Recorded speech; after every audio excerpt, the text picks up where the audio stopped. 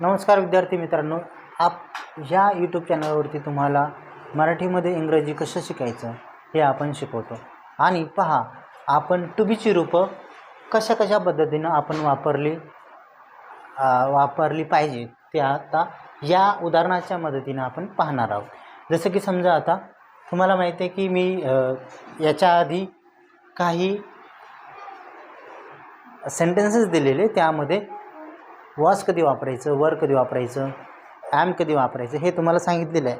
आणि त्या काळाबद्दल आणि त्या कोणत्या नाऊन बरोबर वापरायचं ते पण मी तुम्हाला यापूर्वी सांगितलेलं आहे. आता पाहूया आपण या फिलिंग द ब्लँकमध्ये कशा पद्धतीनं आपण याचा आन्सर लिहू शकतो. I washed my hands.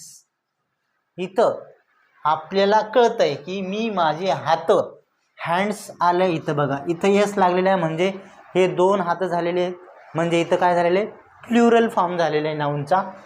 म्हणून वॉश्ड, आय वॉश्ड, मी हात धुतले, क्रिया घडलेली आहे म्हणजे क्रिया भूतकाळात घडलेली आहे, म्हणजे होऊन गेलेली आहे. कशाची? हात धुण्याची. का बरं? कारण ते कसे होते, ते म्हणजे कसे डर्टी होते. मग इथं काय येईल, दे वर डर्टी. वर का वापरले?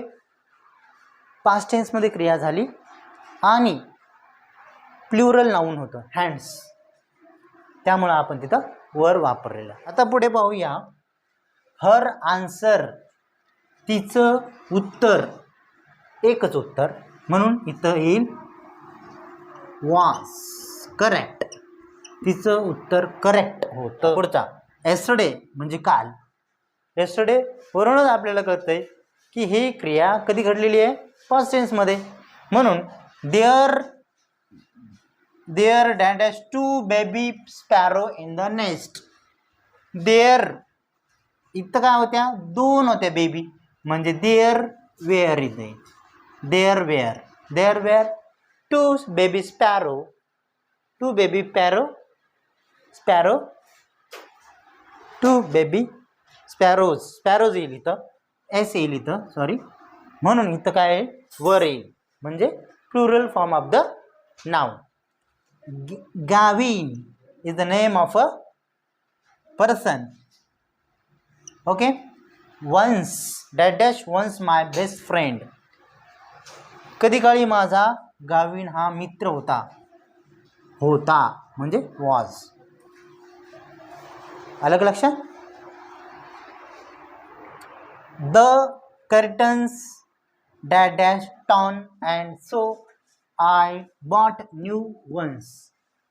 मित्रांनो, तुम्हाला आता कमेंटमध्ये या 5व्या फिल इन द ब्लँकचं आन्सर लिहायचं. मग ज्या वेळेला तुम्ही आपल्या कमेंट बॉक्समध्ये याचा आन्सर देताल, त्या विद्यार्थ्याचं मी नाव नेक्स्ट व्हिडिओमध्ये सांगणार. Okay. So stay tune.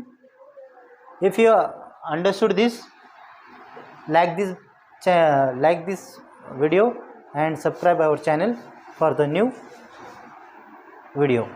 Okay, thank you all of you. Bye bye. तर मित्रांनो, I hope you are understood the video and what are the to be forms which we have learned in this video.